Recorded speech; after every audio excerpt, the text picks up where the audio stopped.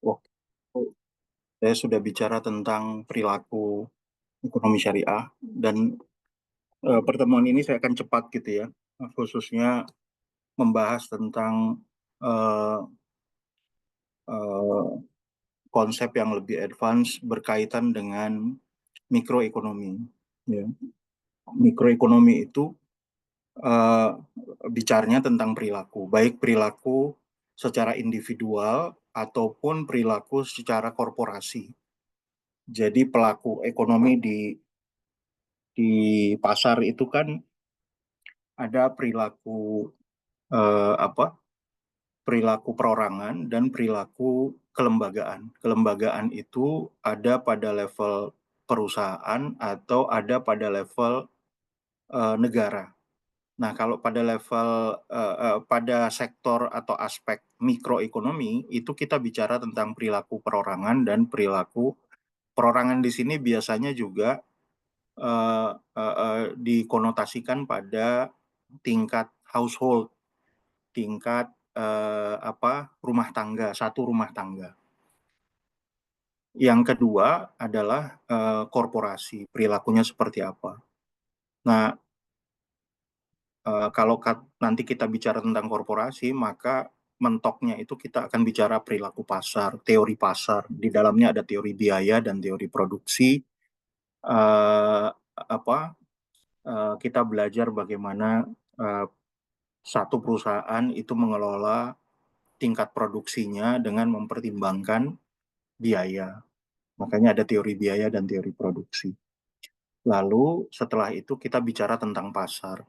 Bagaimana household dan uh, perusahaan itu berinteraksi di pasar. Nanti ada demand dan supply gitu ya.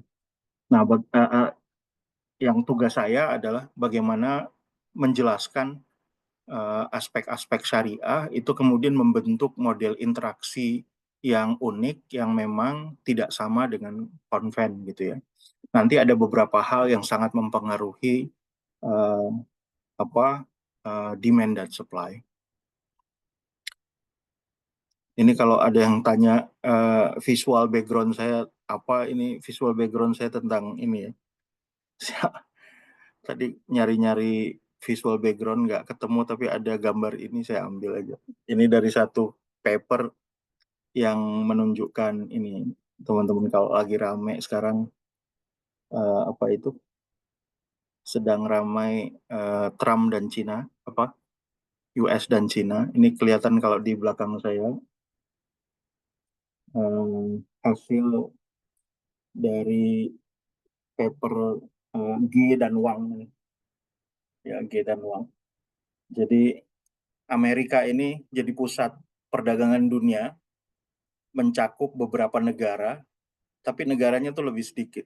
Ini Jerman, ya ini Jerman, tapi negaranya lebih banyak. Tapi bisa dilihat yang Cina itu banyak sekali. Jadi kalau terjadi perang antara Amerika sama Jerman, sama Cina, perang dagang maksudnya ya, sudah kelihatan dari chart ini yang menang Cina gitu ya. Karena dia punya banyak alternatif untuk bertransaksi perdagangan global dibanding Amerika. Ya. Belum ada yang tahu bahwa sebenarnya yang juga menentukan itu adalah uh, Jerman ya. Tapi sekarang sudah terfokus pada Amerika dan Cina. Baik, sebentar-sebentar. Uh, kita bicara tentang perilaku. Jadi kalau nah,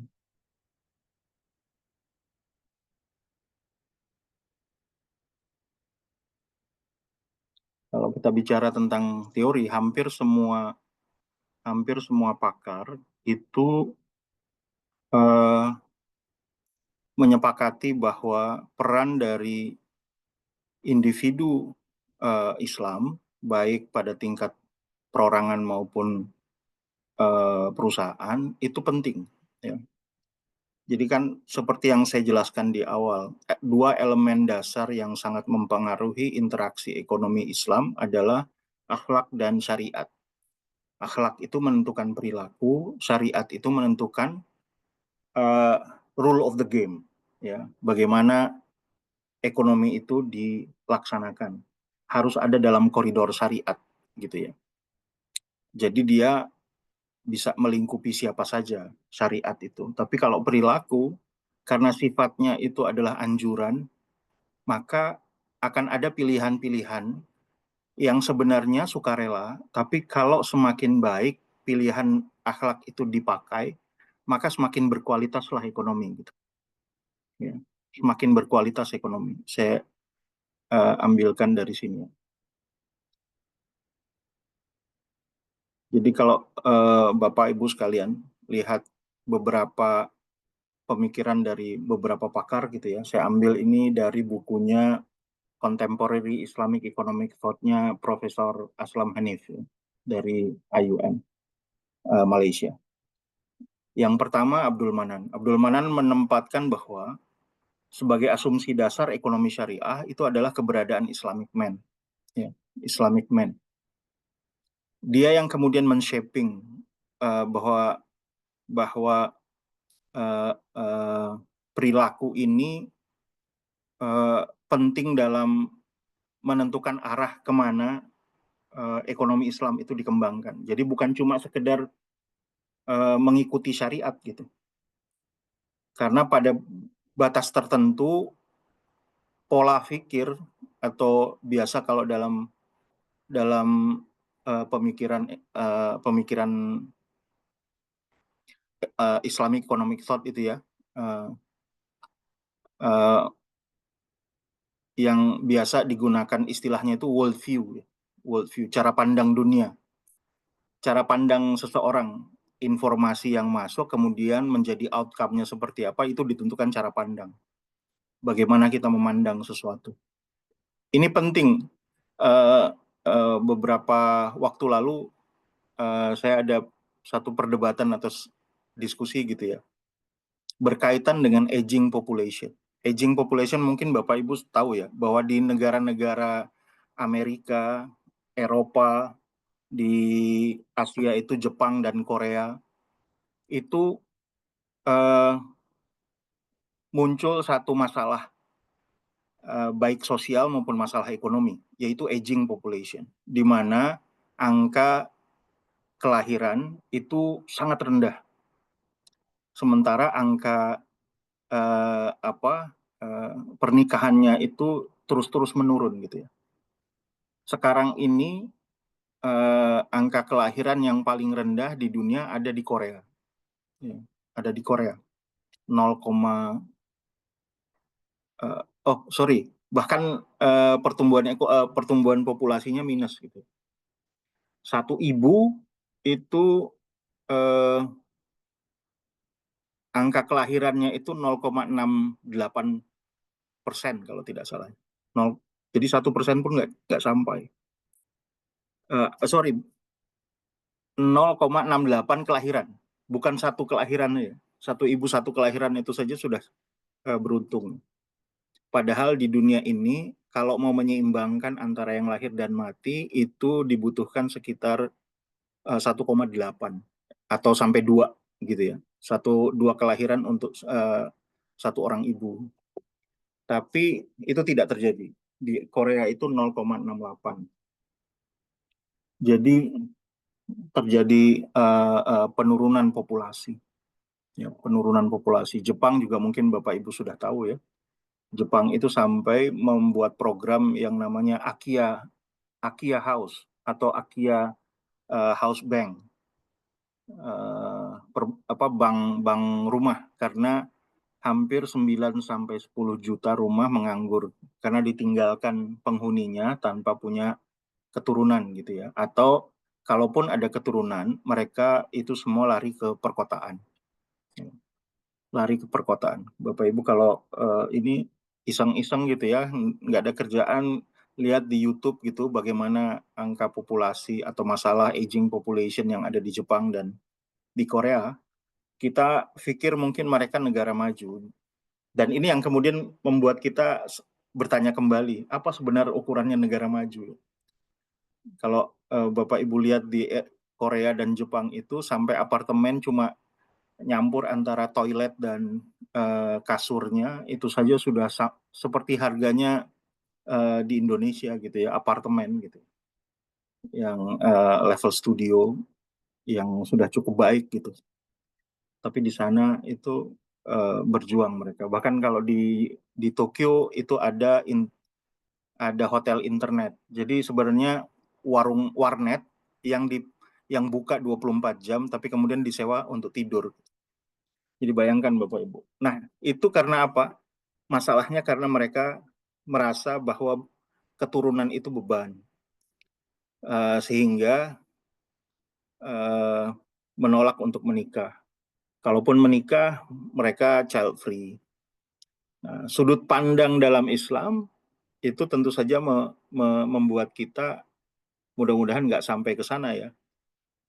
Di Quran disebutkan apa itu buruk buat mereka yang uh, apa menolak untuk garis besarnya seperti itu ya, menolak untuk memiliki keturunan karena ketakutan pada kemiskinan gitu ya. Padahal konsep kita pada anak itu adalah uh, apa penyambung kesolehan istilahnya gitu ya. Kalau Gus Baha itu bilang anak itu penyambung kesolehan, penyambung sujud gitu, menjadi investasi akhirat gitu ya.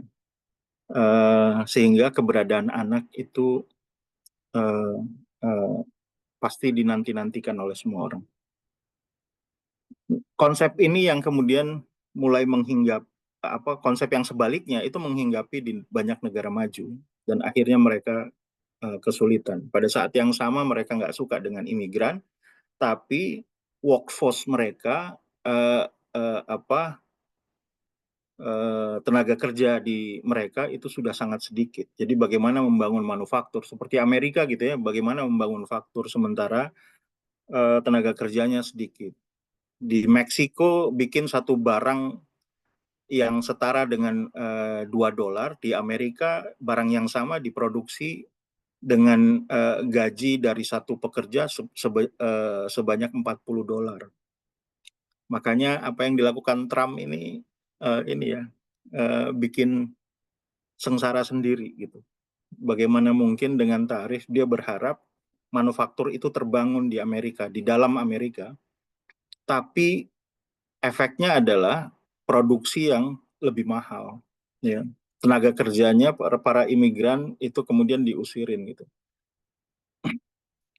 Jadi kembali ke sini Bapak Ibu sekalian, hampir semua pakar di ekonomi Islam itu menempatkan Islamic man sebagai asumsi dasar yang sangat penting. Jadi asumsi dasar bagaimana membangun bangunan atau sistem ekonomi Islam itu keberadaan Islamic man menjadi penting. Kalau tidak Islamic man-nya, maka boleh jadi semua value dan semua syariat itu diakomodasi oleh semua orang gitu. Ya.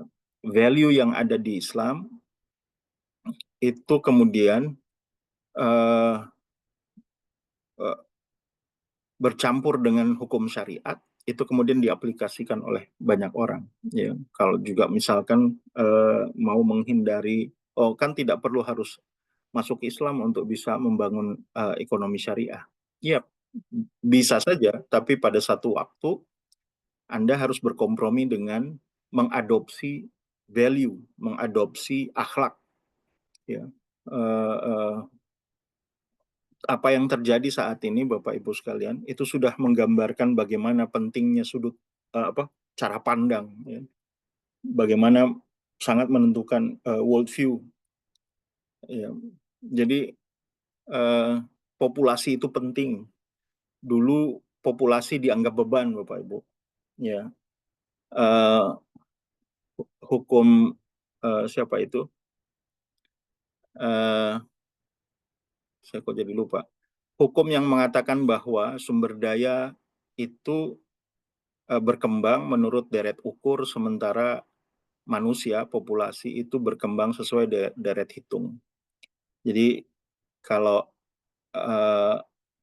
sumber daya itu bertambahnya itu 1 2, 3, 4, 5, 6, dan seterusnya. Sementara manusia itu bertambah berkelipatan. Jadi 1, 2, 4, 8, 16, 32, 64, dan selanjutnya. Akhirnya mereka merasa bahwa dengan hukum itu, dalam ekonomi itu yang menjadi masalah adalah scarcity. Karena populasi bertambah lebih cepat daripada sumber daya. Mereka tidak berkaca bahwa manusia itu punya kemampuan inovasi, bahwa sumber daya bisa diciptakan dan bisa berkembang, tergenerate gitu ya, atas kemampuan manusia. Sehingga betul kata Allah, di dunia ini Allah sudah cukupkan apa yang kita butuhkan. Jadi nggak usah khawatir dengan itu. Jadi masalah ekonomi itu bukan scarcity, tapi karena sistem yang dibentuk oleh manusia sendiri membuat scarcity gitu. Keserakahan dibiarkan dan dengan asumsi yang tidak tepat bahwa alokasi sumber daya di ekonomi itu bergantung pada produktivitas manusia. Enggak, ya. Alokasi sumber daya sudah Allah tetapkan sesuai dengan takarannya masing-masing. Jadi ada yang dapat sedikit, ada yang dapat lebih gitu ya. Yang lebih harus berbagi dengan yang sedikit, dan ada pada level tertentu itu wajib hukumnya karena Allah sudah tentukan seperti itu. Ya, pembagian atau alokasi sumber daya, pembagian rizki istilahnya ya kalau dalam bahasa agama, tapi kalau dalam bahasa ekonomi alokasi sumber daya. Sehingga masalah ekonomi itu bukan lagi scarcity, masalah ekonomi itu adalah distribusi kekayaan dan pendapatan. Ya, wealth and income distribution itu biasa kita kenal istilah ini di makroekonomi. Wealth and income distribution itu yang harus dipastikan. Dan ide inti dari ekonomi syariah adalah wealth and income distribution. Ya, ide inti, ide besar dari ekonomi Islam adalah wealth and income distribution.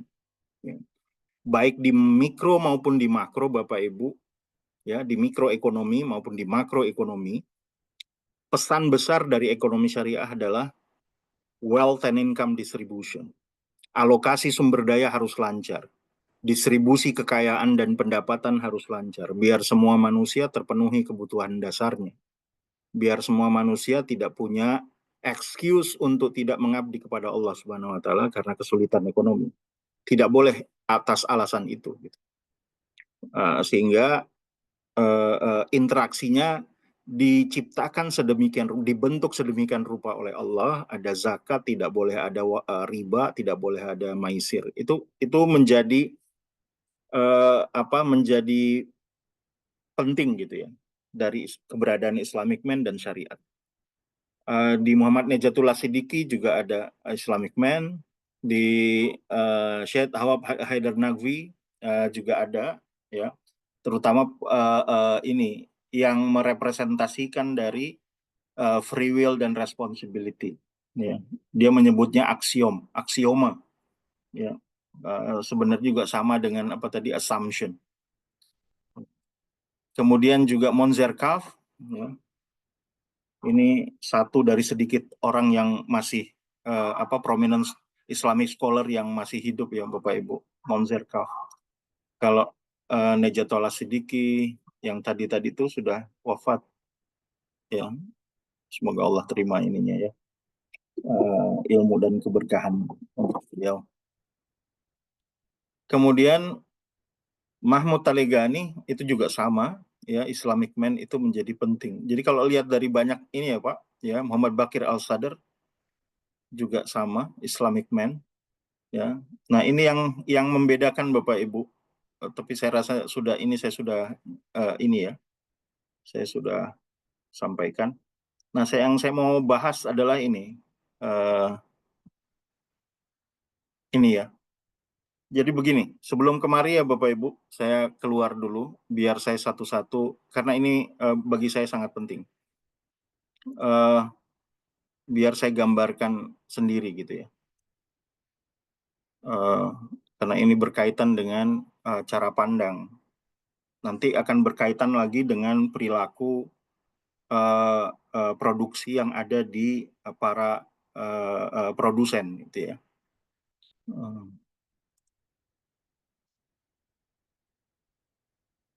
Mudah-mudahan tidak ada halangan.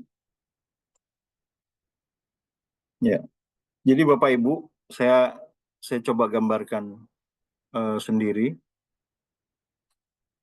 bagaimana menghilangkan ini. Oke, ya. Jadi Bapak Ibu sekalian, kalau kita melihat dari perilaku, saya ambil dulu dari perilaku konsumsi masyarakat dengan sudut pandang ekonomi syariah. Ya, di filosofi saya selalu menyampaikan bahwa orientasi individu Islam, ya, orientasi individu Islam itu kan kita asumsinya bahwa bagaimana kalau ekonomi terbentuk apabila semua manusia itu soleh, ya. Bagaimana ekonomi terbentuk apabila semua manusia itu soleh. Sama seperti asumsi yang konvensional sebenarnya. Bagaimana ekonomi terbentuk apabila semua manusia itu ekonomis. Bahwa semua manusia itu ingin mencapai kepuasan yang maksimal untuk dirinya. Ya, maka hitungan-hitungan efisiensi, hitungan produktivitas itu akhirnya menjadi ukuran ya Bapak Ibu ya. Ya, bagaimana dengan biaya tertentu saya dapat keuntungan yang sebesar-besarnya atau keuntungan tertentu dengan biaya yang sekecil-kecilnya. Ya. Jadi bukan ini ya premis efisiensi dalam ekonomi itu bukan biaya sekecil-kecilnya untuk dapat profit sebesar-besarnya, itu nggak gitu ya. Either one, apakah biaya tertentu untuk keuntungan sebesar-besarnya atau keuntungan tertentu dengan biaya sekecil-kecilnya. Salah satu itu ya. Nah, kalau saya mau mendapatkan kepuasan dengan kacamata manusia soleh, maka ukuran saya bukan berapa banyak barang yang saya mau dapat, karena kita sudah didoktrin dalam Islam, ya, kita sudah ditarbiyah dalam Islam bahwa yang sukses itu, yang satisfying tertinggi menggunakan harta itu adalah bagaimana kita itu menjadi orang yang paling bermanfaat buat manusia lain. Ya. Khairun nas anfa'uhum linnas. Jadi kalau saya punya uang, ya Bapak Ibu ya, kalau saya punya uang, maka pilihan saya adalah beli barang yang saya sukai atau memberikan kemanfaatan buat orang lain dari harta saya, dari uang yang saya punya. Jadi di sini kita memodelkan sumber yang bisa kita gunakan hanyalah uang yang kita punya, ya. Kita abaikan dulu ceteris paribusnya. Ceteris paribusnya apa? Ya tentang waktu, tenaga, pikiran, itu kita abaikan ya.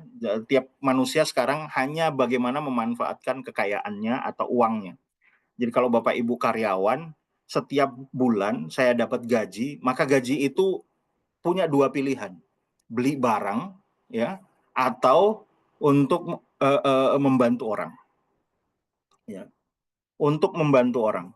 Jadi kalau kita sederhanakan seperti itu, maka di ekonomi itu cuma ada apa? Oh, ini kok beda lagi. Ya, hanya ada beli barang atau belanja amal soleh, gitu ya. Jadi ada dua sumbu nih, Pak, Ibu. Yang vertikal ini, yang horizontal ini adalah barang. Jadi misalkan kalau ini barang, maka saya tulis barangnya. Pilihan Bapak Ibu barang, ya. Kemana?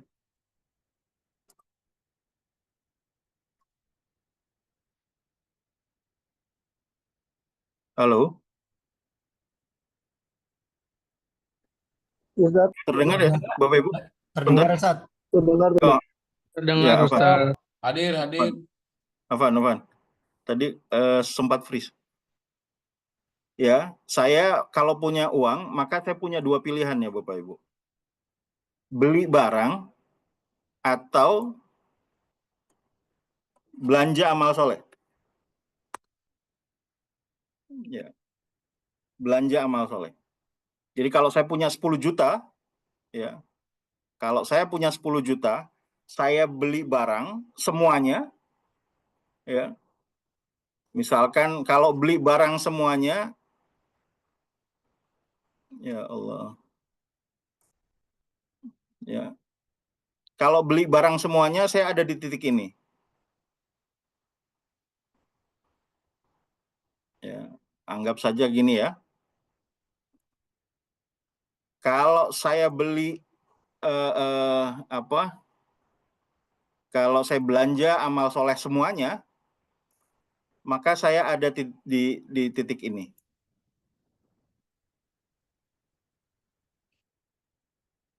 Wah, jadi susah. Ini ada di titik ini. Sebentar, saya kecilkan.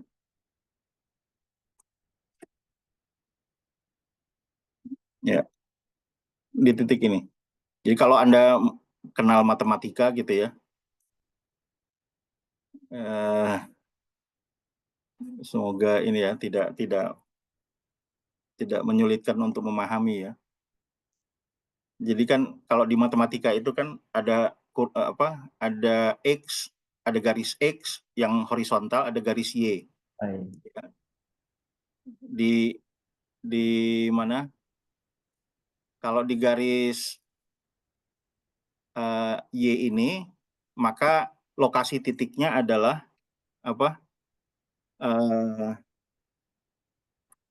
Anggap saja ini Y ya, koma, sorry, bukan, kan biasanya X, Y ya, X, Y. Ini yang horizontal tuh biasanya X, yang vertikal itu biasanya Y. Titiknya ada di mana? Ini titiknya adalah di 0, Y. Kenapa 0, Y? Karena X-nya 0, sini ya, X-nya 0, amal solehnya di titik ini nih angka Y, Y khusus gitu ya. Kemudian kalau yang ini apa? Kalau yang ini berarti sebaliknya gitu ya. Ini adalah tadi benar X, 0, gitu ya Pak? Ya. Artinya apa? Kalau uang saya 10 juta, anggap saja saya punya uang 10 juta, ya. Anggap saja saya punya uang 10 juta, di mana itu gaji saya 1 bulan, maka uang saya itu anggap saja notasinya itu M sama dengan gaji gitu ya, sama dengan 10 juta. Jadi kalau 10 juta saya belanjakan semuanya pada pada barang, ya berarti semuanya jadi barang. Amal solehnya 0 gitu ya. Kalau 10 juta ini saya belanjakan semuanya amal soleh, maka amal soleh saya 10 juta, barang 0 gitu ya. Barang 0. Bisa difahami ya Bapak Ibu ya? Barang 0. Nah, kombinasi antara saya beli barang dan beramal soleh itu ada di mana? Di titik-titik yang menghubungkan antara dua titik ini. Bisa difahami Bapak Ibu ya?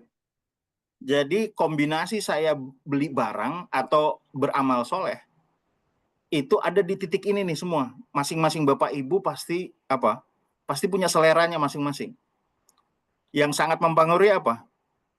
Bergerak. Saya notasikan juga dulu ya. Saya notasikan juga dulu. Yang ini ya, ini M1 ya. Yang ini M2.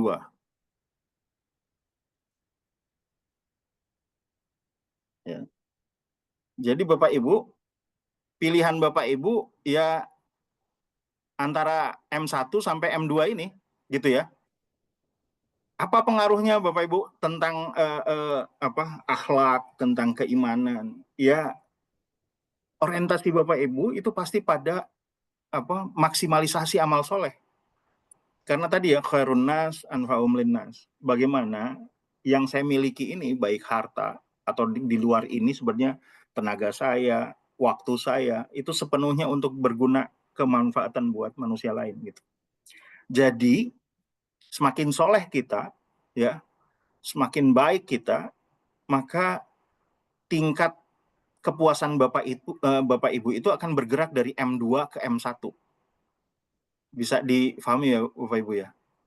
Ya, ya, ya. Semoga masih bisa diikuti nih ya. Semakin soleh saya, semakin soleh kita, itu maka ya eh, gimana ini? Dikecilkan. Oh,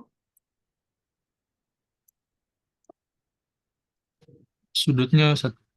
iya, gini ya. Kalau jadi semakin soleh kita, itu kita akan bergerak dari M2 ke M1 bukan? Memaksimalkan harta kita ini untuk Nama saya. amal soleh. Ya, tapi tentu saja pertimbangan yang membatasi kita adalah kebutuhan pokok kita dong. Nggak mungkin ada di titik tertinggi di M0 di M1 karena di M1 barang yang kita bisa beli nggak ada. Kan berarti bisa mati tuh kita. Ya. Berarti ada apa? Di barang ini, kebutuhan barang ini ada batasan, Pak, Ibu. Jadi boleh jadi kalau saya tambahkan seperti ini. Ya. Anggap saja titik ini adalah titik di mana barang minimum yang harus kita miliki untuk makan atau untuk kebutuhan apapun, untuk bayar sekolah anak itu kebutuhan dasar, ya. Untuk apa? Ya apapun yang sangat kita butuhkan ya dalam hidup ini. Kebutuhan Bapak Ibu, semuanya kebutuhan. Jadi ini kita anggap sebagai apa? Basic needs. Ya Allah, ininya susah sekali ya. Ini kita anggap sebagai basic needs.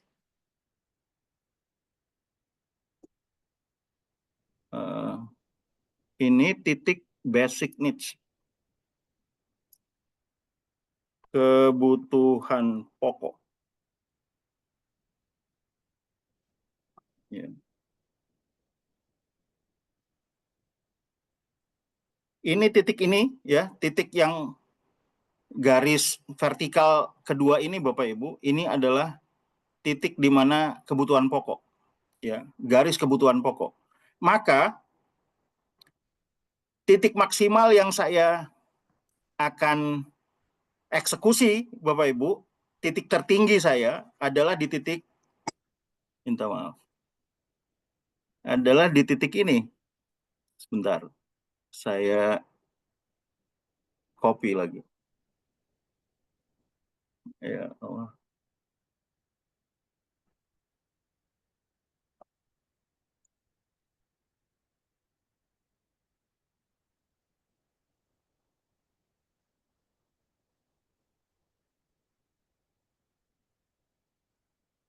Nggak apa-apa agak lambat ya, biar betul-betul Bapak Ibu pahami. Ya, Ini Pak. cara cara pandang kita dalam memahami ekonomi ya. Nah, di titik ini Bapak Ibu, titik yang baru ini ya, ini ya. Disinilah mana kursor? Ya. Kursornya, nah di titik ini ya, ini adalah titik tertinggi yang bisa kita eksekusi. Dan Bapak bermain sekarang, pilihan pilihan yang paling logis itu adalah pilihan antara M02 sampai titik yang baru. Sorry, M02. M2 ya. Titik M2 sampai dengan anggap saja ini Ya. eh, apa? Titik A lah gitu ya. Kita namakan titik A.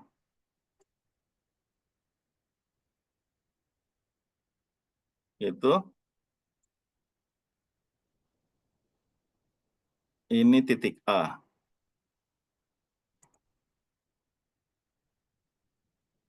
ya. Nah, mudah-mudahan Bapak Ibu bisa memahami betul ya. di titik A. Ya, tadi apa panah ini tadi Bapak Ibu?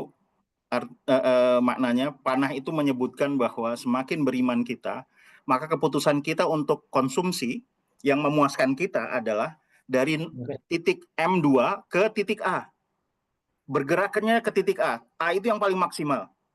Karena A di situ adalah titik basic needs kita itu terpenuhi.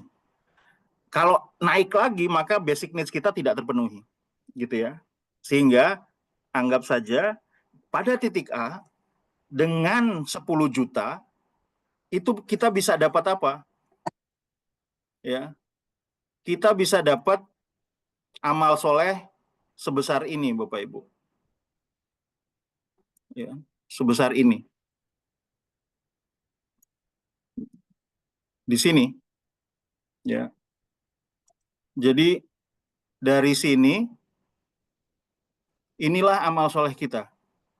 Ya, ya. Ya, ini amal soleh kita. Nah, sekarang pertanyaannya, dengan asumsi yang sama, Bapak Ibu, ya, dengan asumsi yang sama, bagaimana kalau ternyata, bagaimana kalau ternyata gaji kita meningkat dari 10 juta menjadi 50 juta. Anggap saja akhirnya garis ini itu kita punya garis baru.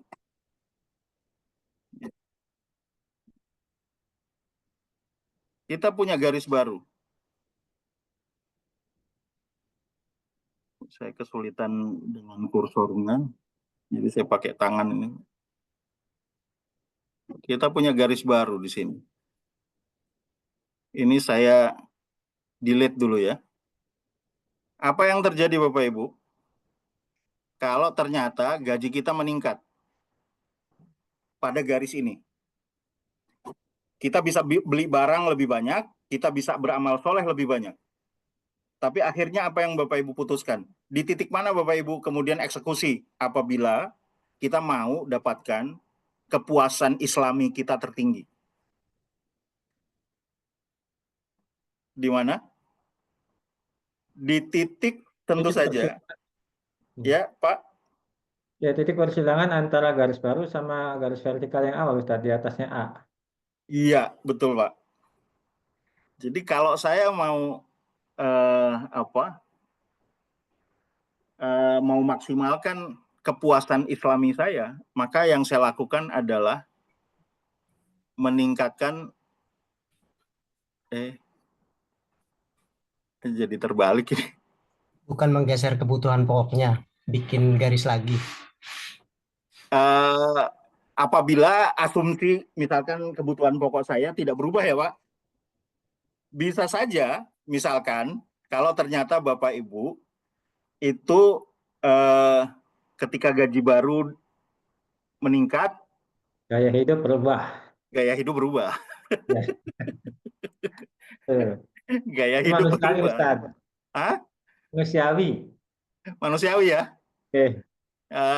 Tapi saya membuat ini Pak, membuat penjelasan ini itu saya pakai gaya hidupnya Salman Al Farisi. Masya Allah. Ya, Salman Al Farisi itu dikisahkan dia punya 3 dirham di Madinah, yang dia selalu gunakan 3 dirham itu adalah 1 dirham buat infak, 1 dirham buat makan, 1 dirham buat bisnis. Ya, begitu seterusnya Pak, setiap hari yang dia lakukan. Tapi begitu dia dapat amanah jadi gubernur di satu daerah, itu dia dapat gaji 5.000 dirham. Apa yang dia lakukan? Dia infakkan semuanya 5.000 dirham. Yang dia pakai itu tetap 1 dirham buat makan, 1 dirham buat infak, 1 dirham buat bisnis. Jadi kalau kita gambarkan itu, maka seperti ini bentuknya, Pak. Apa yang dilakukan oleh siapa? Salman. Allahu Akbar. Ya. Jadi ini B. Yang dilakukan Salman adalah, ya kalau gaji saya meningkat, Sementara keluarga saya tidak bertambah, istri saya masih tetap itu gitu ya. Anak saya jumlahnya masih segitu gitu ya. Dia sudah bisa menebak bahwa kebutuhan dasarnya nggak berubah. Dia disiplin dengan itu, Pak. Kecuali kalau tadi Bapak bilang gaya hidup saya berubah. Yang tadinya saya pakai Grand Max kemudian berubah jadi pakai Kijang gitu ya. Atau yang tadinya motor saya satu sekarang jadi dua lah biar istri punya motor sendiri gitu ya. Yang tadinya mobil satu, sekarang mobilnya dua karena istri punya mobil sendiri gitu ya. Nah itu tentu saja berubah, bergeser. Tapi tetap saja konsistensinya yang terjadi adalah apa? Yang saya eksekusi adalah titik perpotongan antara kebutuhan dasar dengan gaji baru, gitu ya Pak. Ya, bukan berarti dia menggesernya ke titik ini ya. Misalkan gini, yang terjadi adalah yang saya lakukan adalah menggeser titik kepuasan saya ada di sini.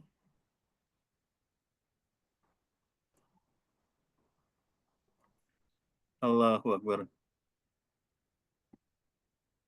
Masih kelihatan ya Pak? Masih.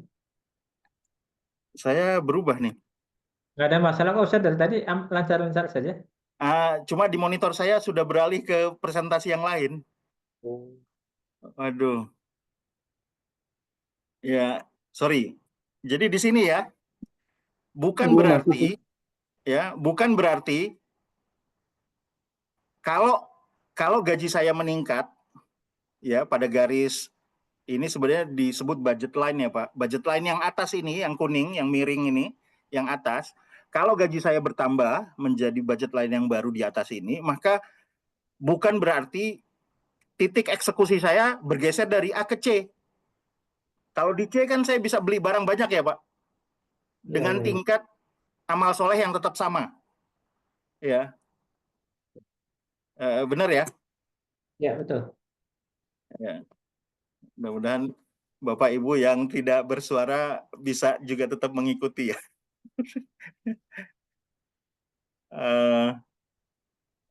Semoga tidak terlalu cepat gitu ya. Nih di sini ya Bapak Ibu ya.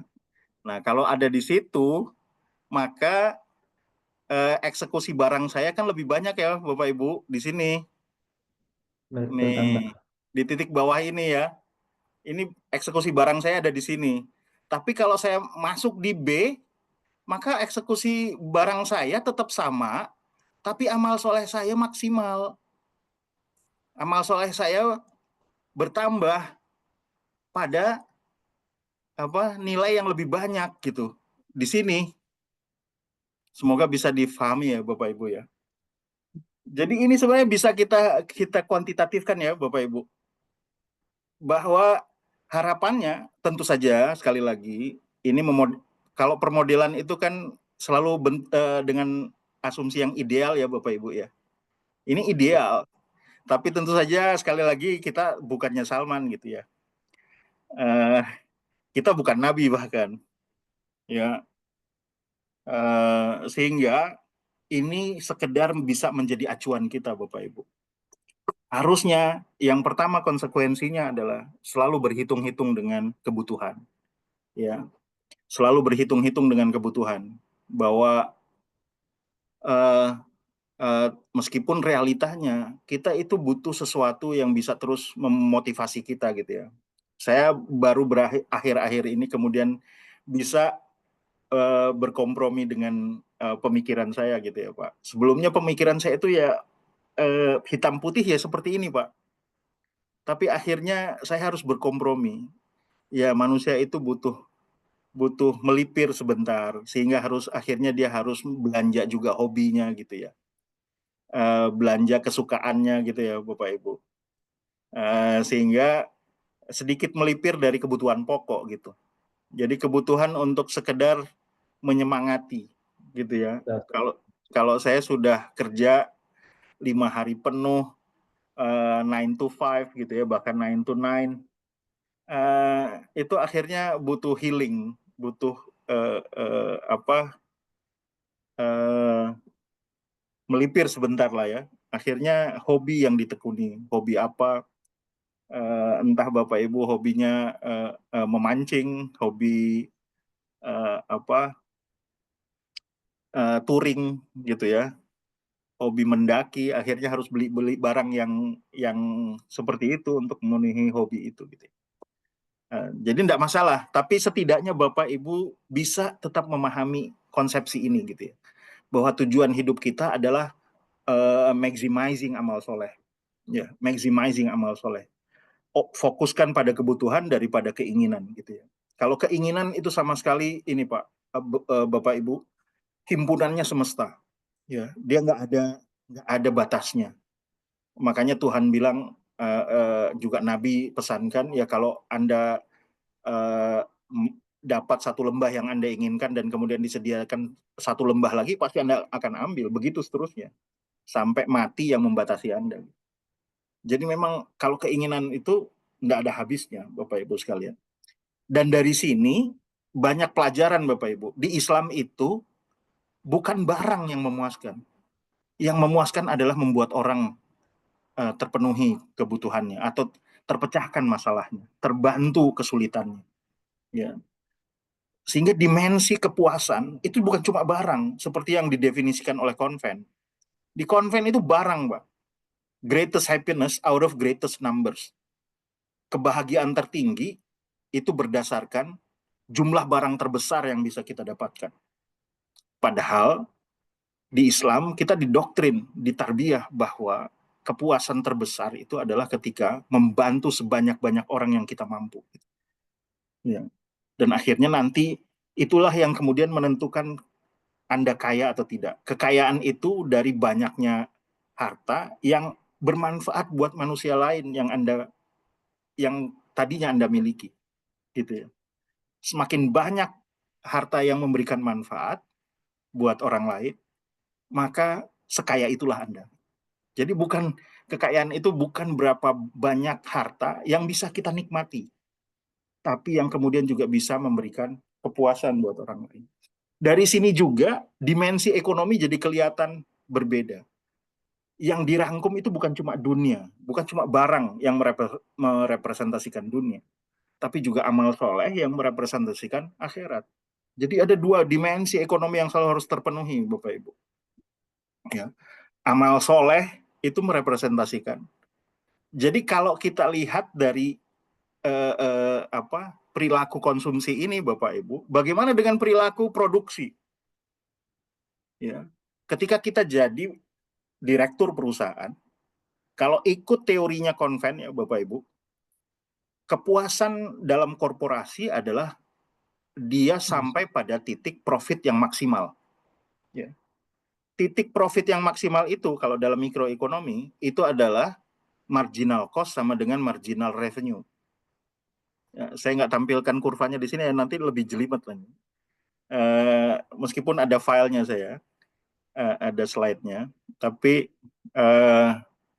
agar tidak ini atas keinginan untuk tidak semakin membuat kacau pemikiran Bapak Ibu yang tidak begitu ini ya mengikuti matematika. Jadi kalau saya mau dapatkan profit paling tinggi, hukumnya itu adalah pertambahan biaya harus sama dengan pertambahan omset. Ya, pertambahan biaya sama dengan pertambahan omset. Jangan pada saat pertambahan biaya lebih besar dari omset. Omsetnya lebih kecil itu pasti kan profitnya lebih rendah. Ya. Biayanya lebih banyak, nambah biaya lebih banyak daripada nambah omset. Atau jangan juga ya omsetnya lebih banyak, biayanya lebih sedikit. Itu pasti ada yang salah. Jadi yang betul itu adalah ketika sama penambahan. Marginal itu kan artinya penambahan ya Pak. Penambahan biaya sama dengan penambahan omset. Itu titik tertingginya. Ya. Titik tertingginya. Karena kalau tadi ya Bapak Ibu, kalau kita misalkan penambahan omset lebih banyak daripada penambahan biaya, itu berarti masih bisa dimaksimalkan lagi. Kalau saya tambah biaya pasti akan nambah omset lagi gitu. Jadi titiknya belum sampai puncak gitu. Yang puncak adalah saat di mana tambahan biaya sama dengan tambahan omset. Nah, sekarang Bapak Ibu, kalau tambahan biaya sama dengan tambahan omset, maka dari titik harga itu kita akan dapatkan berapa barang yang terjual. Ya, anggap saja X1, ya, X1. Tapi kalau ternyata kita eksekusinya bukan tambahan biaya sama dengan tambahan omset, tapi pada misalkan tambahan biayanya kita letakkan di biaya variabel. Kan biaya total biaya itu kan ada dua unsur ya Bapak Ibu. Ada fixed cost, ada variable cost. Kalau fixed cost, anggap saja fixed cost itu kan nggak menambah biaya lagi. Kita sudah punya aset fix, selesai. Ya. Tapi berarti yang kita concern adalah di variable cost. Bagaimana kalau variable total biaya kita gantikan jadi variable cost? Maka jauh lebih tinggi lagi Bapak Ibu barang yang bisa dibeli oleh masyarakat. Karena di titik itu di mana variable cost sama dengan marginal revenue, itu kita akan dapatkan tingkat harga yang lebih rendah dan eksekusi jual barang yang lebih banyak. Bisa difahami Bapak Ibu? Ya, ya. Bahasa sederhananya tuh begini. Kalau saya mau dapat untung, ada tingkat biaya yang harus ada tingkat harga yang saya harus pakai. Jadi barang saya yang sudah saya produksi, saya harus jual di harga sekian. Ya, itu saya akan dapat profit maksimal. Tapi kalau harganya lebih rendah, maka profit saya menurun. Tapi pada profit yang menurun itu sebenarnya Bapak Ibu bisa jual barang lebih banyak dengan harga yang lebih rendah. Mana pilihan Bapak Ibu? Pilihannya sama seperti konsumsi ini Bapak Ibu. Kita memilih di mana manfaat itu banyak dirasakan oleh orang. Ya, daripada sekedar kita memilih pada tingkat profit yang banyak yang kita mau dapatkan. Jadi kalau saya punya barang, harga belinya itu harga beli atau harga produksinya itu 10.000 rupiah, harga di pasarannya 20.000 rupiah, ya. Kalau saya jual 20.000 rupiah, maka profit saya maksimal. Tapi barang yang terjual ya anggap saja di X1. Kalau saya jual di 15.000, ya kan saya tetap profit ya Pak. Karena biaya yang saya keluarkan untuk satu barang itu adalah 10.000. Jadi kalau saya jual 15.000, saya masih punya profit. Ya, saya masih punya profit. Jadi kalau saya jual 15.000, pasti yang beli lebih banyak bukan? Itu hukum ekonomi gitu ya. Harga menurun maka demand-nya pasti akan lebih banyak gitu kan ya. Mana yang Bapak pilih? Di 20.000 atau 15.000? Maka 15. ya, maka dengan prinsip yang sama bahwa saya ingin memaksimalkan manfaat, ya, khairun nas anfa'uhum linnas, memaksimalkan faedahnya, maka saya akan pilih 15.000. Tidak ada masalah profit saya menurun, yang penting orang yang bisa beli itu bertambah, lebih banyak. Ya. Bahkan teorinya Bapak Ibu, pada kondisi tertentu, dalam syariat itu kan bahkan bisa jual rugi ya. Jual rugi Bapak Ibu. Ya, jual rugi. Karena atas nama apa? Atas nama saya ingin kesulitan orang itu terpecahkan karena harganya sangat murah dan dia bisa jangkau. Ya. Oh, bagaimana dengan kelangsungan kelangsungan perusahaan Anda kalau Anda jual rugi? Ini asumsinya kan adalah pada saat paceklik di mana barang itu sangat dibutuhkan oleh banyak orang. Ya, dibutuhkan oleh banyak orang. Jadi kalau dalam kondisi itu tentu kita berpikir di luar hukum gitu ya. Kita ingin ya saat itu ada orang yang bisa makan gitu. Bagaimana ke depan? Ya, gimana nanti? Keyakinan kita hanya pada Allah kan Pak ya, harusnya ada pintu-pintu dan logika yang kita tidak tahu di mana semua itu masih bisa berlangsung ke depannya. Ya, bagaimana? Ya, boleh maaf motong sebentar, Betul. ikut diskusi Ustadz, bagaimana dengan Betul, betul. konsep kalau misalkan life cycle sebuah produk Ustadz, kalau Ustadz mensyaratkan adalah supply and demand dan hubungan price variable cost dengan fixed cost, bagaimana dengan hubungan dengan produk life cycle Ustadz? Yang Ustadz Ya. asumsikan tadi kan bahwa semua produk adalah dibutuhkan. Bagaimana dengan sebuah produk yang mempunyai life cycle, Ustadz? Jadi kita sebagai seorang pengusaha atau seorang yang berusaha, itu kita mau pikirkan harus mencadangkan dana untuk sewaktu-waktu produk kita itu tidak laku, Ustadz.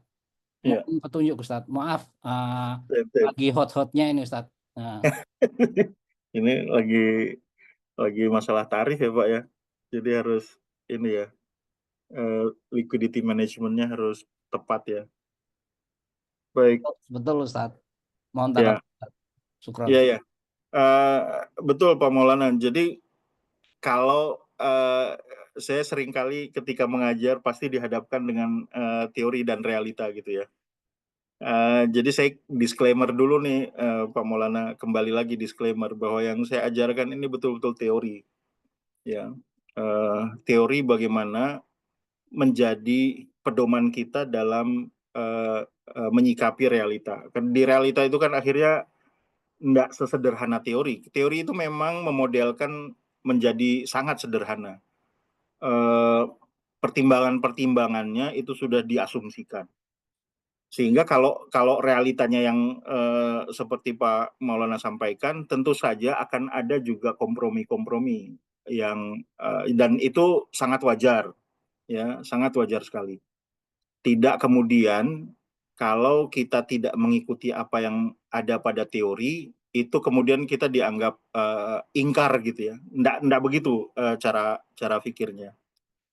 Jadi kalau dari apa yang saya pahami, setiap perusahaan pasti akan mempertimbangkan sustainability bisnisnya kan ya, sehingga akhirnya juga mempertimbangkan salah satunya life cycle tadi. Tapi saya kira ada situasi-situasi, saya yakin gitu ya, kalau lihat dari success story banyak orang, dari kisah-kisah juga yang disampaikan di YouTube gitu ya Pak, karena saya juga sering mereferensi, karena saya sudah mau pensiun ini kan, pengen lihat-lihat ya orang yang berusaha, yang berwira swasta itu berpikirnya seperti apa gitu ya. Ternyata di lapangan juga banyak yang melakukan ini ya, hal-hal di luar perhitungan bisnis gitu ya. Karena betul-betul menyerahkan ada pada titik di mana ya kami tidak punya kuasa lagi untuk melakukan sesuatu dan akhirnya ya diserahkan kepada Allah saja. Ya, pertimbangan ini penting juga untuk kita ini ya Pak, masukkan dalam pertimbangan-pertimbangan bisnis agar Allah itu selalu kita tempatkan pada posisi yang tepat gitu. Jadi enggak selalu Allah di pusat diketuk pintunya ketika kita hanya sedang susah gitu ya. Tapi sejak awal kita posisikan Allah itu penentu. Kondisi ini yang membuat saya eager gitu ya menjelaskan tentang peran dari pola pikir. Kita selalu bergantung pada Allah Subhanahu Wa Taala. Jadi semua semua kenyataan yang kita sebut takdir itu ya ada baiknya, ada sisi baiknya dari Allah gitu. Jadi saya sekali lagi tidak menafikan hal-hal yang tadi Pak Maulana sampaikan kan ya. Ada pertimbangan-pertimbangan bisnis yang kemudian membuat kita mengambil langkah ke sana gitu ya. Sehingga itu kita juga kemudian serahkan kepada Allah. Semoga ini tidak menghambat juga kemanfaatan buat orang lain gitu ya. Hal-hal yang begini itu dulu juga sempat saya ini Pak pikirkan dengan cermat gitu ya. Kalau saya menyimpan uang kelebihan dari gaji gitu ya, karena kebutuhan sudah terpenuhi, apakah menyimpan itu juga menjadi sebuah kezaliman gitu ya, karena tidak kemudian membatasi kemanfaatannya untuk bisa dipakai oleh orang lain gitu. Iya, akhirnya sedapat mungkin ya kalau bisa membantu eh, tapi dengan juga harapan kalau saya simpan, misalkan di bank syariah gitu ya, di bank syariah kemudian bisa dimanfaatkan oleh bank syariah untuk bisa memberikan pembiayaan buat orang lain. Hal-hal yang seperti ini, kalau kata ulama, ya hidup itu ya begitu tuh, maju mundur, ragu-ragu pada satu hal, yakin pada hal yang lain gitu ya, nyerempet dosa pada satu waktu, kemudian juga punya ketebalan iman pada sisi yang lain. Itu ini sebuah kelumrahan buat kita yang masih awam, masih tidak begitu ini dengan keimanan gitu ya, stabil dengan keimanan ya, kadang seperti itu saja hidup gitu ya. Tapi mudah-mudahan keengganan itu tidak menghalangi ketaatan kita pada Allah gitu ya. Ini punten ini jadi kemana-mana. Seperti itu mungkin Pak Maulana. Maaf kalau kurang memuaskan ya. Baik Ustadz, nggak apa-apa Ustadz. Ya. Ya, Saya, masalahnya saya berangkat dari ekonomi konvensional yang notabene yang Ustadz sampaikan tadi. Jadi ketika ini menjadi insight baru buat saya bahwa ternyata ekonomi Islam jauh lebih mengena di hati saya daripada konvensional, Ustadz. Jazakallah khair. Aman ya Pak. Jadi kalau boleh saya lanjutkan Pak Maulana ya. Jadi hal yang seperti ini itu menjadi pertimbangan buat keputusan ekonomi ya, baik yang ada di konsumsi maupun yang ada di produksi. Nah, sekarang saya coba tunjukkan yang diproduksi itu seperti apa ya Bapak Ibu. Jadi kalau lihat di mana, bentar, ini di mana ya Pak?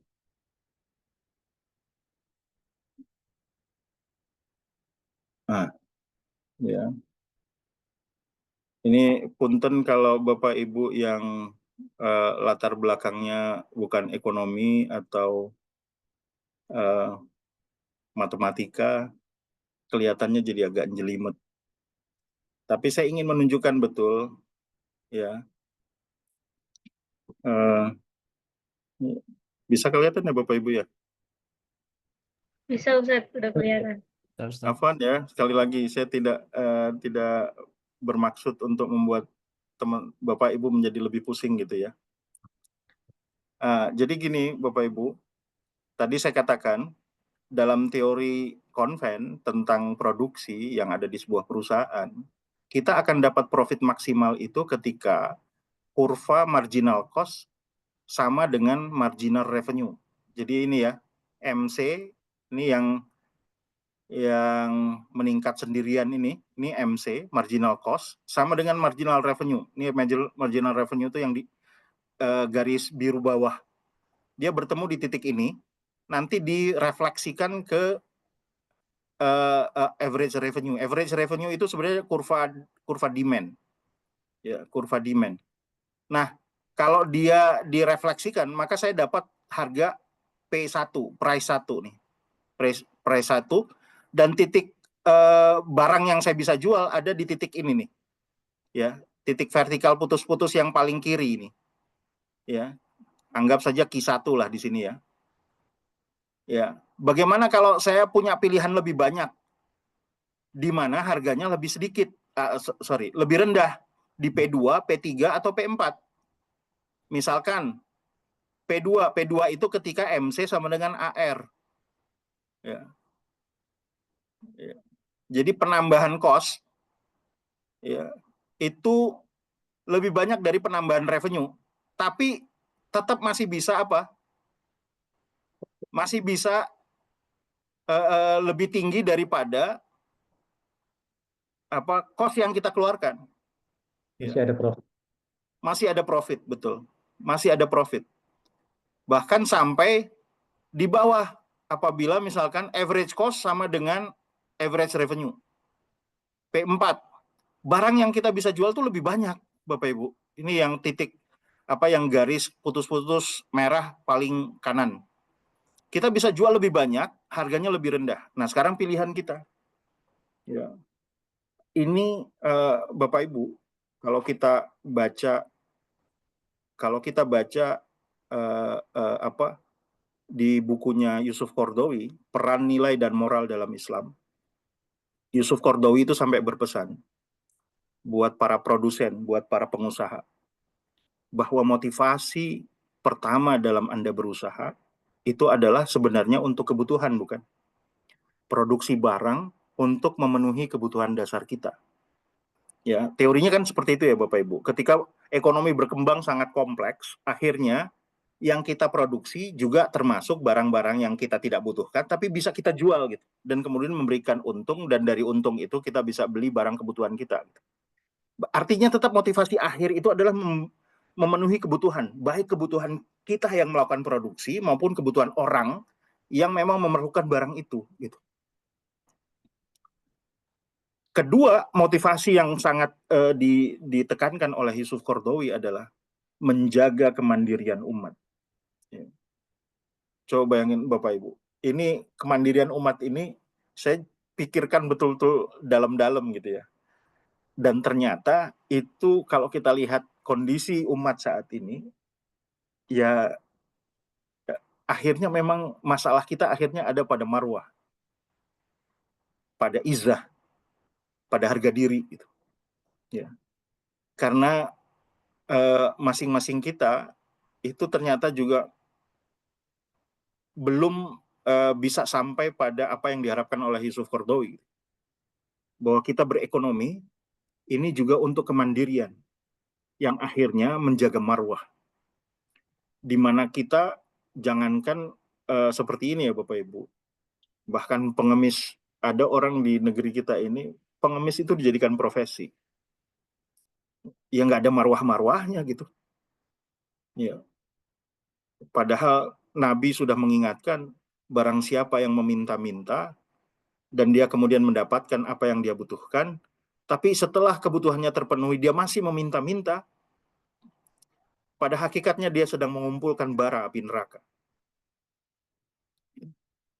Jadi orang yang meminta-minta itu pada satu waktu bisa dibenarkan sampai pada kebutuhannya terpenuhi.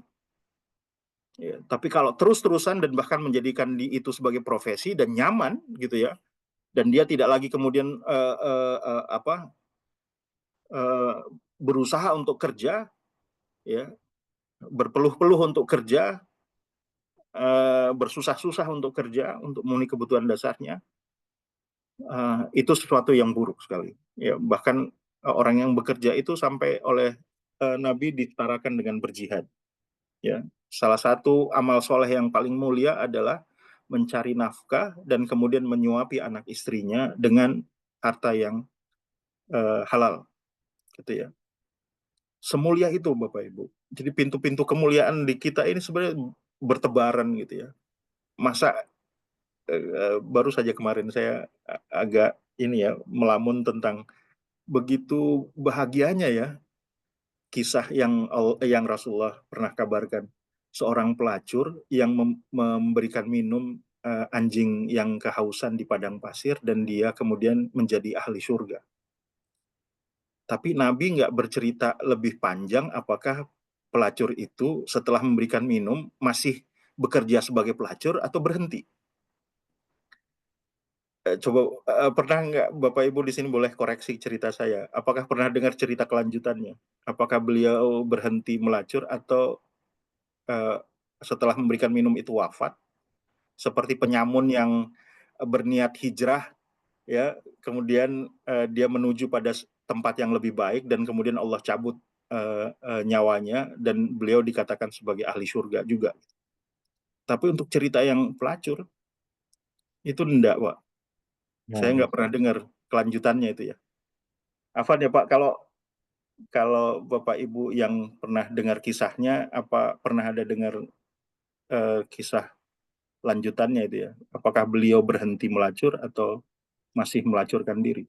Artinya pada apapun, pada kondisi sebagai konsumen, sebagai produsen, kita fokus pada ini Pak, memberikan kemanfaatan.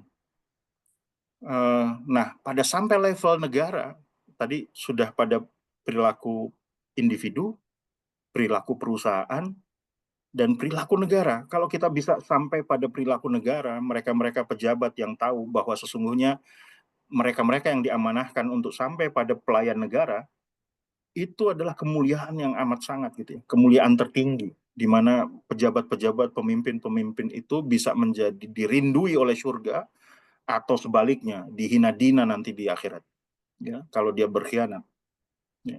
Nah kan esensinya tetap sama Bapak Ibu, peluang kita untuk bisa memberikan kemanfaatan gitu ya, peluang kita, baik kita sebagai konsumen, baik kita sebagai produsen, baik kita sebagai otoritas gitu. Saya rasa pesan dari Yusuf Qaradawi itu meminta kita untuk juga menjaga marwah umat ini, agar ketika kita berdakwah kepada orang lain, itu juga bisa sampai, Pak. Bagaimana orang berdakwah, tapi dia tidak punya marwah. Dia tidak punya izzah. Ya. Dia bisa menggadaikan apa saja demi profit, gitu ya. Kan semuanya dilihat oleh Allah, gitu. Semuanya dinilai oleh Allah. Tidak ada sesuatu yang baik, itu dimulai dengan keburukan. Berpegang saja kepada itu. Bahwa semuanya Allah sudah gariskan dalam syariat gitu ya. Jadi cara bermain kita ikuti aja rule of the game-nya gitu. Selebihnya Allah itu yang kasih apakah dipenuhi atau tidak. Tapi konteks dipenuhi atau tidak itu juga konteksnya adalah kebaikan dari Allah. Enggak dipenuhi itu kebaikan, dipenuhi itu kenikmatan gitu ya. Jadi semuanya ada dalam posisi yang baik. Sehingga yang saya ingin sampaikan pada aspek mikroekonomi ini, Bapak Ibu sekalian, adalah aspek di mana kita tidak keluar dari fokus, gitu ya. Semua ini menunjukkan ketaatan pada Allah Subhanahu Wa Taala. Ya Pak Adi, ada yang mau disampaikan? Enggak usah. Afan? Ya. Jadi kalau kita lihat di sini ya, Bapak Ibu, baik sebagai produsen maupun sebagai konsumen, ketika semua orang yang terlibat dalam aktivitas ini itu soleh, insya Allah nggak ada lagi orang yang terlunta-lunta, Bapak Ibu. Nggak ada lagi orang-orang yang terlunta-lunta. Atau mereka yang memang diposisikan oleh keadaan untuk bergantung pada orang lain, itu pun juga sudah diatur gitu. Mereka yang lahir tidak punya keluarga gitu ya, mereka yang nanti uzur tidak punya keluarga, itu sudah diatur alokasi sumber dayanya oleh Allah. Ya. Kita pun nanti kalau sudah uzur, qadarullah misalkan kita nggak punya keluarga, keluarga sudah wafat semua, kita uzur, dari mana kita dapat alokasi sumber daya? Dari mana kita bisa dapat rezeki? Itu sudah diatur oleh Allah. Kita pasti akan masuk mustahik dan itu sudah ditanggung harusnya oleh sistem zakat gitu ya. Begitu juga bayi yang baru lahir gitu. Bahkan kalau dalam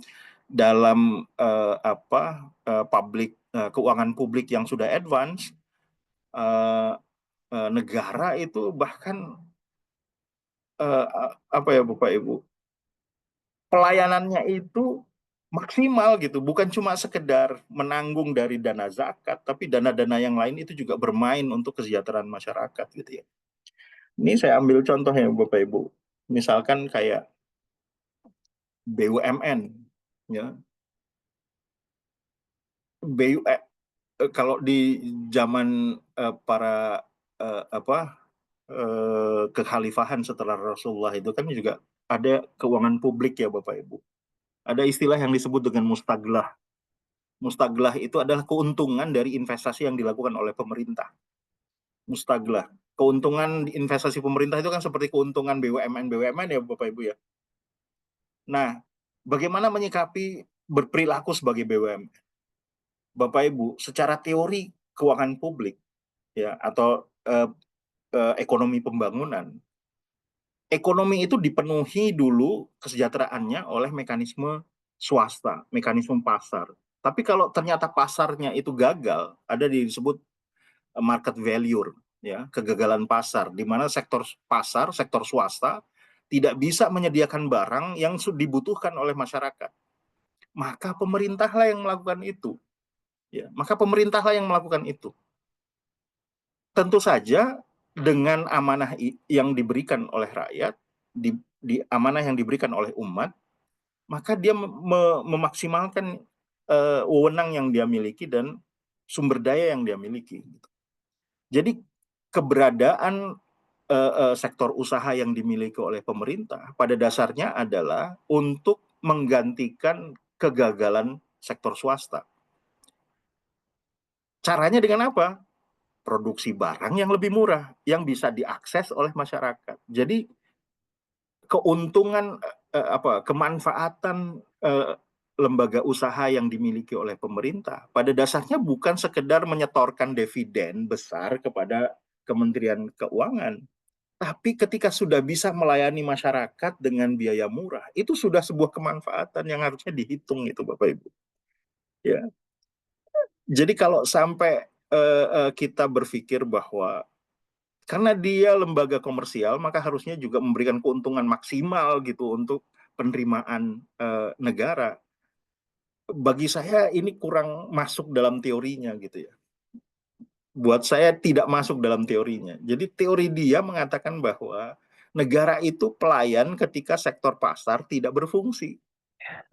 Ya, ini mungkin harus menjadi pengetahuan kita bersama ya. Nanti kalau Bapak Ibu di sini yang juga nanti ditakdirkan oleh Allah menjadi masuk dalam bagian pemerintahan gitu ya, entah itu sebagai ASN atau juga nanti sebagai wakil rakyat, tolong berpikirnya tepat gitu Bapak Ibu.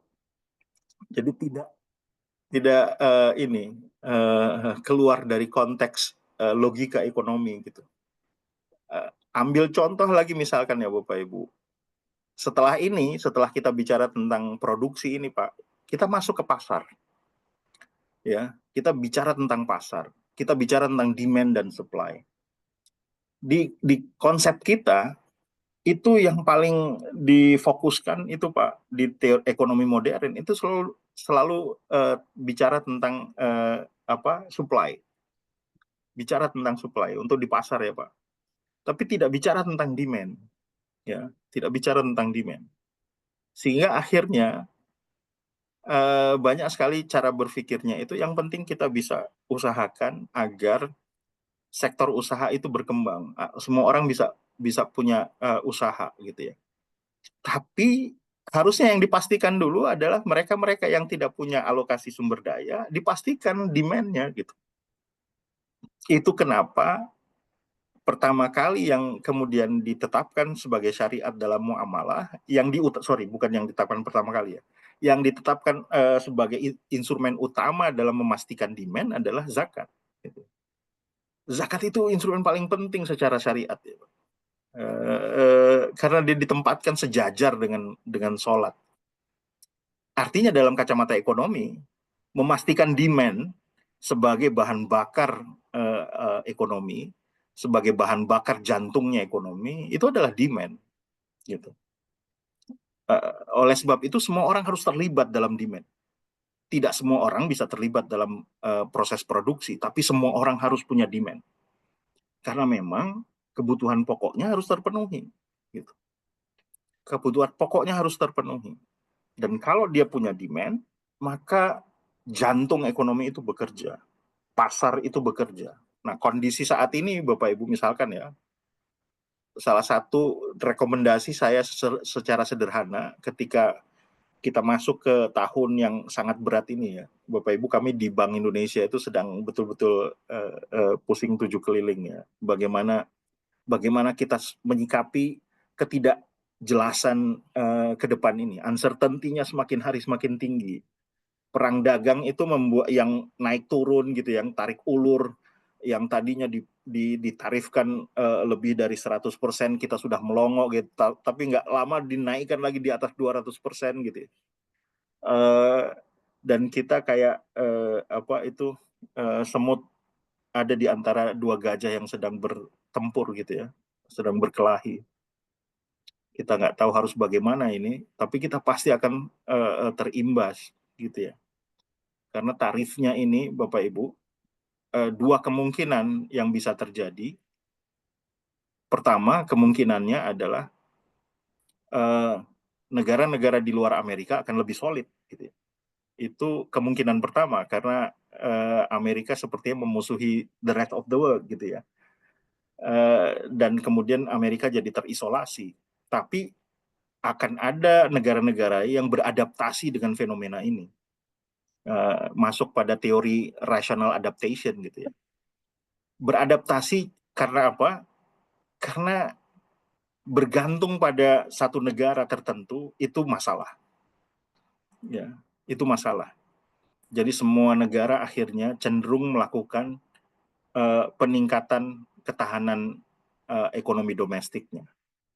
Entah itu dengan proteksionis yang lebih besar atau dengan melakukan upaya-upaya mendorong penciptaan sumber daya itu di dalam negerinya. Seperti yang sama juga didorong oleh Presiden kita Prabowo. Kemandirian ekonomi domestik itu harus dikencangkan. Tapi implikasi jangka pendeknya adalah apa, Pak, Ibu? Perdagangan luar negeri menjadi lebih menyusut karena masing-masing orang akan menurunkan transaksi luar negerinya.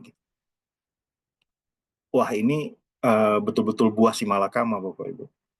Kalau global trade-nya itu menurun, pasti semua orang sedang menurunkan demand-nya dalam perdagangan global dan pasti akan menyusut perekonomiannya. Jadi pertumbuhan dalam jangka pendek ini 1 tahun atau 2 tahun ke depan itu pasti akan shrinking. Ya. Pasti akan shrinking. Jadi betul-betul kita belum tahu. Ya, apakah pilihan yang pertama semakin menguat kalau semua orang kemudian sadar gitu ya bahwa oke, ke Amerika tidak bisa, ya sudah kita bikin aliansi sendiri di luar itu. Ya sudah, kita akhirnya bikin jaringan global trade sendiri-sendiri. Ya, kita perluas jaringan itu, pasarnya kita diversifikasi. Tapi di balik itu semua orang sedang siaga, waspada. Dalam ketika yang sama mereka membangun ekonomi mereka sendiri, dan itu implikasinya adalah penurunan global trade. Ya, ini Bapak Ibu presiden yang tidak baik sebenarnya, presiden dalam jangka pendek yang tidak baik, meskipun jargonnya bagus terdengar ya, kemandirian ekonomi.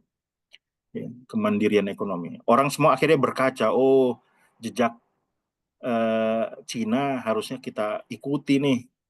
Jadi kita bangun ketahanan ekonomi, kita bangun self-sufficiency istilahnya gitu ya.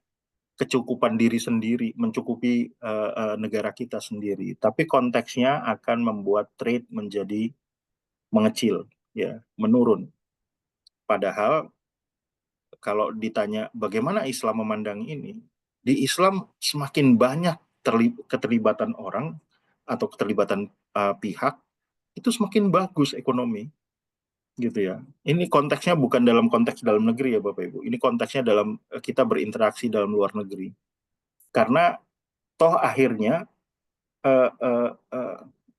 kita kan memainkan peran ekonomi Islam ini sebagai rahmatan lil alamin, gitu. Ya. Tidak sekedar untuk memakmurkan diri sendiri gitu, tapi juga memakmurkan semua umat manusia. Ya. Sehingga mereka sadar bahwa ini semua cuma bentuk ketaatan kita kepada Tuhan gitu. Pada akhirnya kan seperti itu ya Bapak Ibu. Ekonomi Islam ini tidak mengantarkan kita hanya pada pengetahuan bagaimana mengatur ekonomi, menjalankan mesin ekonomi, tapi harusnya di ujungnya adalah kesadaran, mengantarkan kita pada kesadaran bahwa Tuhan itu berkuasa. Ya. Semua umat manusia harusnya tersadarkan ke arah sana, karena ujung-ujung pengetahuan, ujung-ujung ilmu pengetahuan semuanya adalah ketika Anda kembali mengabdi kepada Tuhan gitu ya. Wa ma khalaqtul jinna wal insa illa liya'budun. Ya. Kalau kita tidak kembali ke sana, nggak ada manfaatnya ini, gitu. Nggak ada manfaatnya. Nah, betul ketika kita sudah bicara dalam ekonomi itu terkadang ini Pak, Ibu, selfishnya minta ampun gitu ya. Akhirnya kita berpikir diri sendiri atau kelompok kita sendiri gitu. Nggak diingatkan bahwa ini semua adalah aturan main yang kita jalankan untuk menunjukkan ketaatan pada Allah. Jadi mungkin sampai sini ada yang ingin hal yang didiskusikan lagi Bapak Ibu? Izin Ustadz. Betul Pak Maulana. Menarik sekali Ustadz, ekonomi Islam lanjutan ini yang saya tunggu-tunggu. Jadi saya punya brainstorming besar bahwa kenapa sih ekonomi Islam itu tidak bisa maju, kalah dengan kapitalis ataupun dengan sosialis. Harapan saya belajar ekonomi Islam itu bisa menjadi sebuah alternatif bahwa ini loh ekonomi yang sebuah ekonomi alternatif yang bisa maju dan bisa menjadi sebuah alternatif untuk kita bisa maju. Jadi kalau misalkan harapan saya tadi ekonomi Islam bisa menggantikan kapitalisme dan sosialisme sehingga ekonomi Islam bisa lebih maju, umat Islam bisa lebih berjaya, sehingga kita bisa dipandang dengan adanya goyang-goyang Amerika dan sebagainya. Kalau misalkan kita kuat, itu kita no problem itu Ustadz. Nah, Ya, tanggapannya Ustadz. Syukron. ya, makasih Pak Maulana. Betul Pak Maulana. Jadi meskipun kalau saya suka ditanya di satu kesempatan gitu ya, emang ada Ustadz ekonomi Islam yang sudah memberikan kesejahteraan gitu ya? Itu masalahnya karena kita tidak. Kalau kita selalu belajar tapi sudah harus selalu diberikan bukti best practices-nya gitu ya dari satu negara, ini susah gitu ya. Nanti jatuhnya seperti kayak orang Yahudi gitu ya. Oke, Tuhan itu ada, tolong tunjukin dong gitu ya. Jadi ini berlebihan gitu.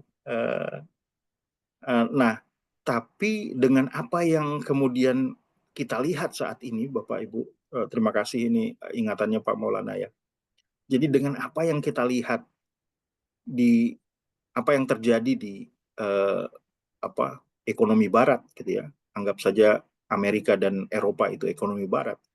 Dan kemudian apa yang juga terjadi oleh negara-negara Timur yang mengikuti mereka, kita bisa lihat sekarang itu kondisinya ya. Tadi saya sudah cerita tentang Korea dan Jepang. Bagaimana dengan negara-negara di Eropa, di daerah Skandinavia sana yang katanya paling makmur. Tapi Bapak Ibu nggak lihat angka inces di antara di antara penduduknya seperti apa ya. Ya. Ibu berhubungan dengan anaknya, ayah berhubungan dengan anaknya gitu ya. Itu luar biasa. Saya berapa kali ya Bapak Ibu diberikan rezeki oleh Allah untuk bisa mengunjungi Amerika misalkan. Pernah satu kali saya di Atlanta. Itu satu kota Bapak Ibu. Itu bau pesing semua. Kalau di foto indah. Tapi kalau didatangi bau pesing Bapak Ibu. Gelandangan di mana-mana. Kalau di sekarang orang sering cerita bagaimana kota Philadelphia itu ada tempat-tempat tertentu yang jadi pusat gelandangan di mana dikatakan sebagai zombie gitu ya. Karena sudah tunawisma tapi kemudian konsumsi narkotika, dibiarkan saja begitu ya. Dan kotor. Begitu juga ketika diberikan rezeki untuk ke Roma ya Bapak Ibu. Di Roma itu sama persis dengan Atlanta, bau pesing di mana-mana. Dengan tingkat populasi yang juga buruk gitu ya, semakin aging gitu ya, aging population. Ekonomi terbesar di Eropa adalah Jerman, dan Jerman posisinya juga sama. Kalau tidak ada imigran itu tidak berfungsi itu Pak, lembaga-lembaga swasta atau lembaga pemerintah, karena diisi oleh para pekerja-pekerja imigran. Dan yang paling kita lihat jelas memang ada di Korea dan Jepang.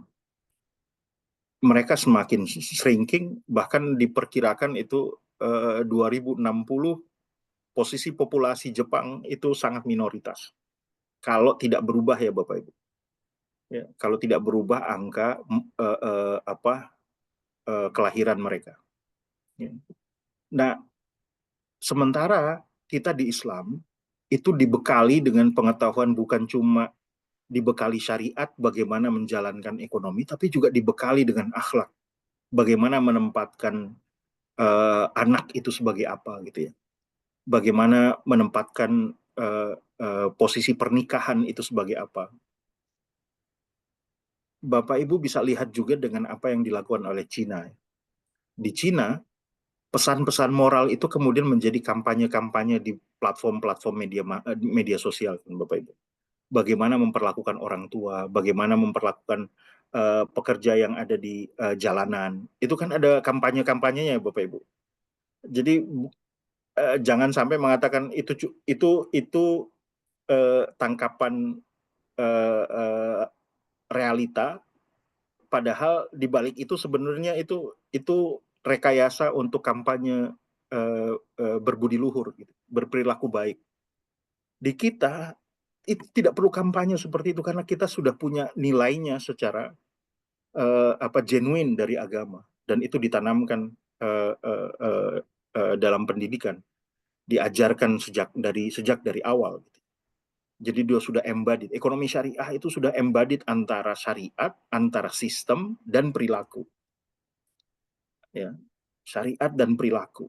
Makanya kalau Bapak Ibu lihat, kalau tertarik dengan sejarah, bisa dilihat Bapak Ibu berapa angka, berapa lama peradaban Islam bertahan dan berapa lama peradaban Barat itu bertahan.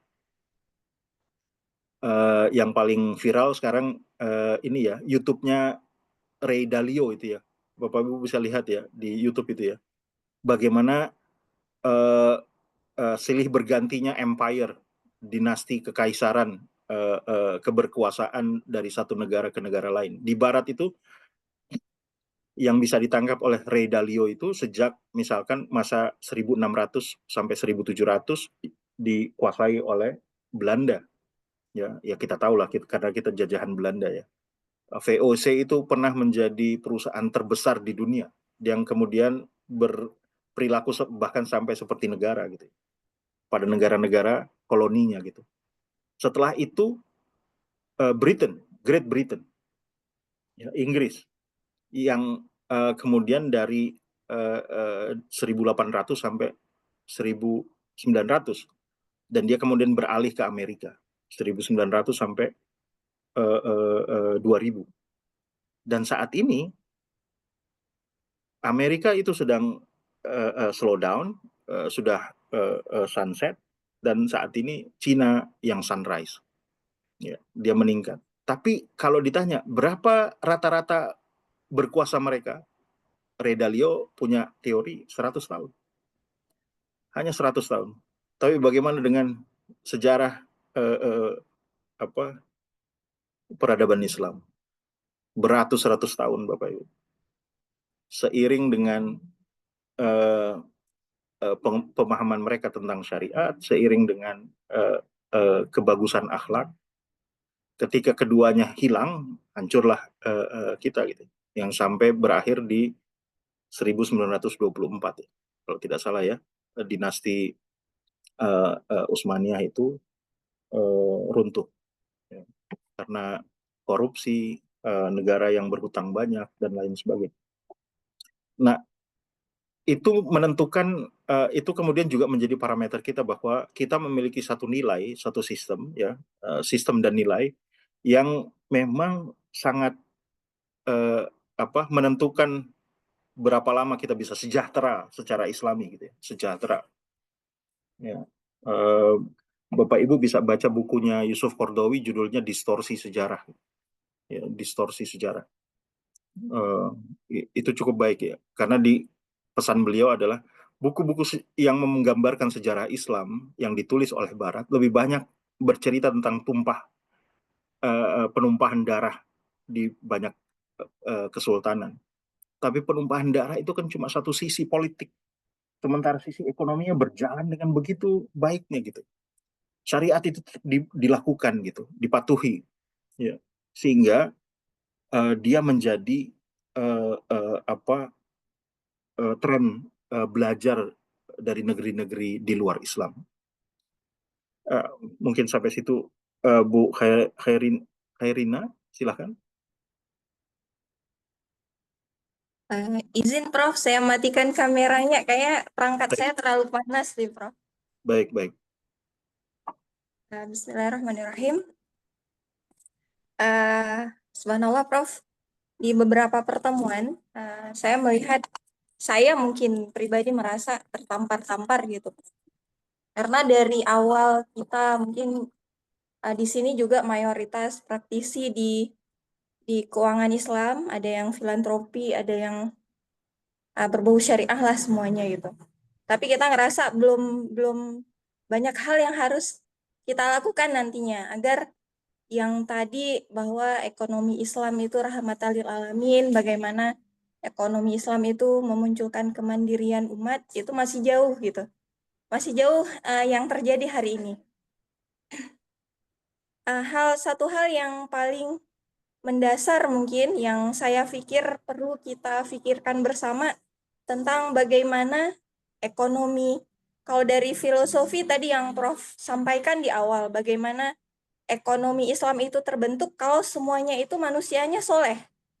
Itu yang di awal itu Prof tekankan. Tapi ini kan hari ini belum. Ya. Hari ini kita saja pun masih jauh mungkin dari kata soleh gitu. Kita hari ini menabung di bank syariah pun masih nanya bagi hasilnya berapa gitu. Kita hari ini masih mungkin ketika pendapatan kita meningkat, kita masih berpikir, oh ini buat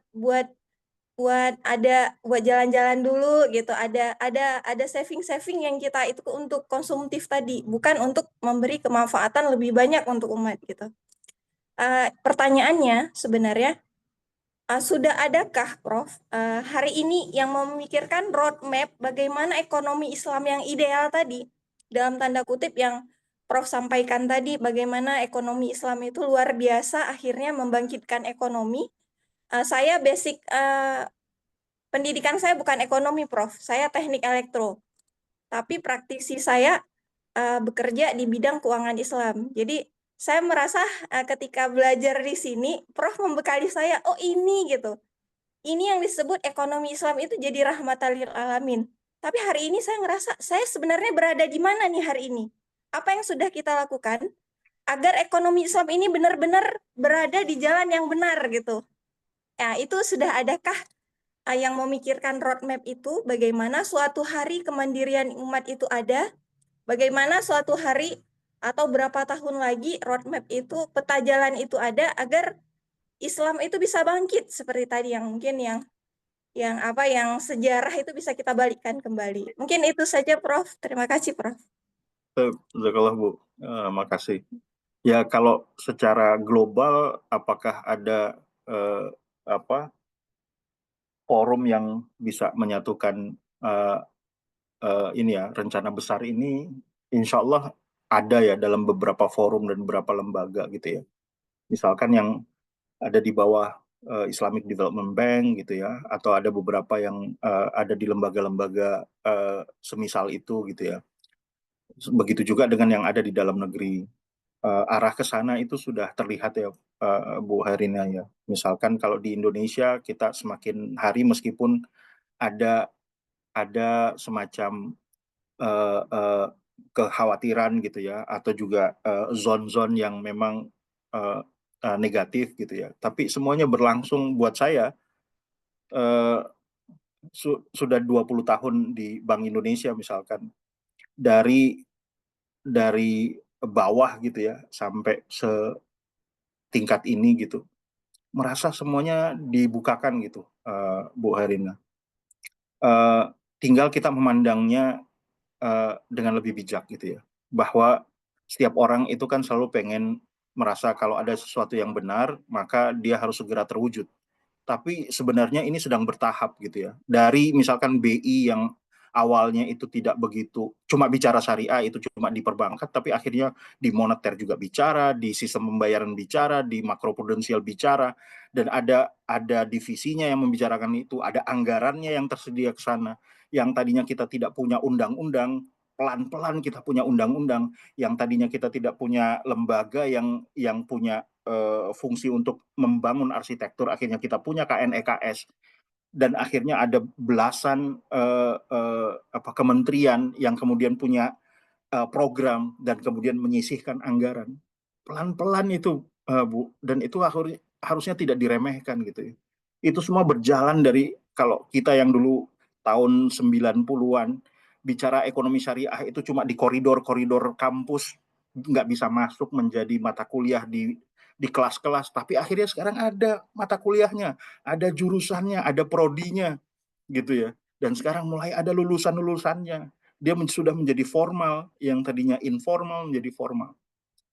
Buat saya sudut pandangnya harus di rentang waktunya dibesarkan gitu, sehingga kita bisa melihat itu, perubahan itu kelihatan lebih jelas gitu. Tidak melihat apa yang sudah bisa saya rasakan, nggak bisa begitu. Kita ini kan pejuang gitu ya. Pejuang itu bukan penikmat. Jadi boleh jadi kita hanya diberikan satu waktu oleh Tuhan untuk hidup dari awal sampai akhir, cuma bisa membuat satu modul saja. Modul lengkapnya harus sekian generasi, tapi kan generasi setelahnya tidak bisa dapat kecuali diawali. Karena sudah maghrib, minta maaf ini Bapak Ibu ya, azannya sudah berkumandang. Minta maaf tadi ada juga Bapak yang mungkin mau sharing, tapi kita akhiri, mudah-mudahan semua bisa mendapatkan ini ya, wawasan. Maaf tidak bisa sampai lebih banyak memberikan waktu, kesempatan, supaya bisa kita sholat di masjid sama-sama, terutama buat bapak-bapaknya. Saya akhiri dengan hamdalah, subhanakallahumma bihamdika asyhadu an la ilaha illa anta astaghfiruka wa atubu ilaik. Taufiq wal hidayah. Assalamualaikum warahmatullahi wabarakatuh. Waalaikumsalam warahmatullahi wabarakatuh. Terima kasih, Prof. Terima kasih, Prof. Baik, ya Bapak Ibu. Dari awal. Terima kasih banyak, Bro. Izin kurang maksimal menyimak karena ada. Terima kasih, Prof. Terima kasih, Prof. Ya, mohon pamit.